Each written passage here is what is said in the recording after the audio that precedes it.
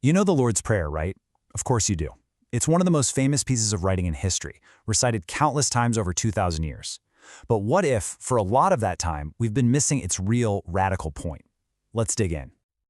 The words themselves are just so recognizable in almost any language. They feel safe, familiar, kind of like a comfortable list of requests we're supposed to send up to the sky.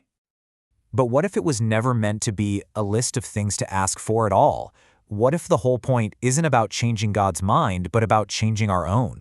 Well, that's exactly what a 4th century bishop named Gregory of Nyssa thought. For him, this prayer was a hidden blueprint, a step-by-step guide to completely transforming who you are as a person.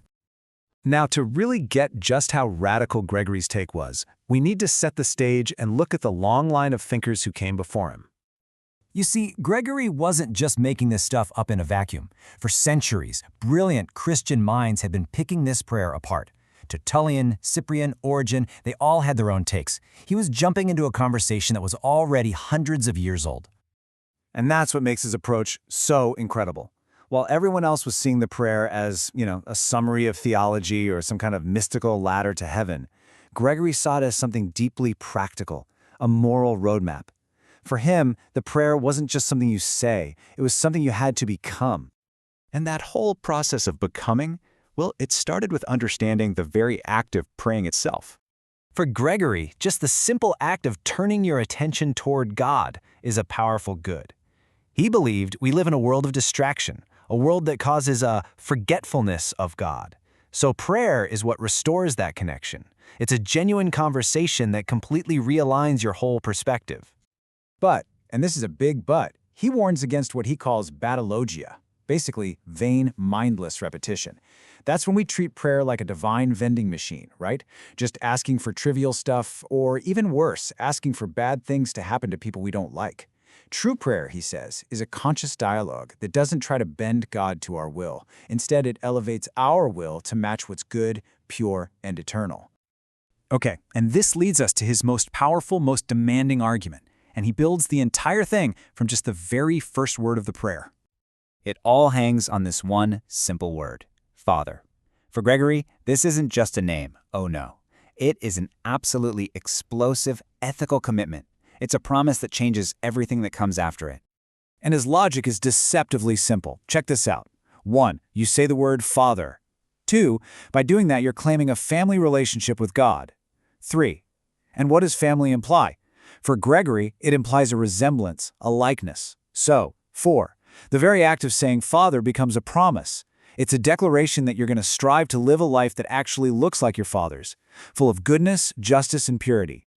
So here's the kicker. For Gregory, saying Our Father while you're living a life of greed or hate or injustice, that is way more than just hypocrisy. It's a flat-out contradiction. It's basically an insult, because you're implying that God himself is the father of all your vices. And once you get that, the rest of the prayer just completely transforms. The petitions are no longer things you're passively asking for. They're active choices you are now committing to. So when you say, Hallowed be thy name, you're not asking God to become more holy. I mean, that's impossible. No, you're declaring, May my life be so full of virtue that it makes your name look holy to everyone who sees me. It's on you. And thy kingdom come, that's not about just sitting around waiting for some future event. It's a commitment to an internal one. It means, may your reign of reason and virtue crush the tyranny of rage and greed and envy inside of me, right now. Now this next one, this is maybe the most startling of all. Gregory points out that in the original Greek, the verb for we forgive implies a past completed action. So you aren't saying, hey, I'll forgive them if you forgive me. You're actually making a statement of fact. You're saying, God, you can forgive me, because on my end, I have already forgiven those who wronged me. Forgiveness isn't a negotiation, it's a prerequisite. So, where does this whole spiritual roadmap lead? What's the final stop on this journey? Well, the prayer's last lines, the ones about temptation and evil, they push Gregory's interpretation to its most demanding conclusion, achieving real spiritual freedom. He argues that if we truly want to be delivered from evil, we have to detach ourselves from all the worldly desires that evil uses as bait. Things like status, wealth, fleeting pleasures. That's the bait that temptation puts on its malignant hook to catch our souls. So the ultimate goal, the whole point of the prayer, is to reach a state of spiritual freedom. By following this blueprint, you can achieve a life of integrity, unhooked from the constant pull of worldly passions and temptations.